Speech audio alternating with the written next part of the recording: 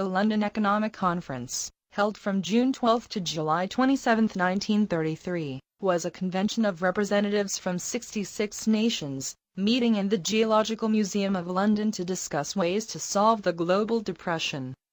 At the conference, the nations tried to regulate their currency rates, such as how many dollars are worth a franc or a euro. This was an internationalist decision by the European powers due to the combined efforts of different nations to lessen the harmful effects of the depression. Franklin D. Roosevelt's goal was to devalue the dollar, since his New Deal was in line with inflation as a means of improving the American economy. However, Britain and France, to name a few European powers, wanted the U.S. dollar to be worth more. President Roosevelt, along with the rest of the American public, was against this idea, as he was afraid that the other world powers like Britain and France would control exchange rates and place America in jeopardy. So, FDR rejected the London Conference, declining to send Cordell Hull, his Secretary of State, who was initially intended to attend and negotiate with other countries. The London Conference fell apart as a result.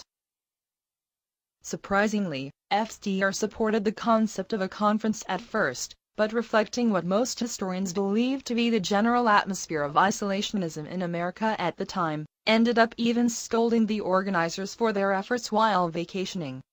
Ironically, this isolationist move came to backfire, and in the long run instigated U.S. involvement in world affairs. The collapse of the London Conference led to a deepening of the global economic crisis, which nationalists such as Mussolini and Hitler took as a chance to rally the necessary support to set up fascist dictatorships. These dictatorships in turn started the Second World War, which ended up forcing an end to U.S. isolationism.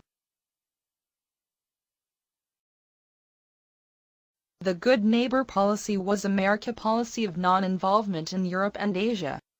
The U.S. wanted to focus on strengthening itself domestically instead of focusing on being a world power.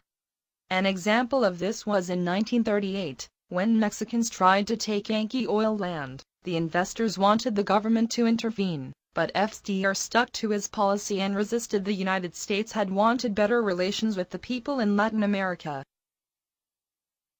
As a result of the Good Neighbor policy, America withdrew troops from Haiti. The Platt Amendment would later be created, and there would be negotiation with Mexico over the oil industry.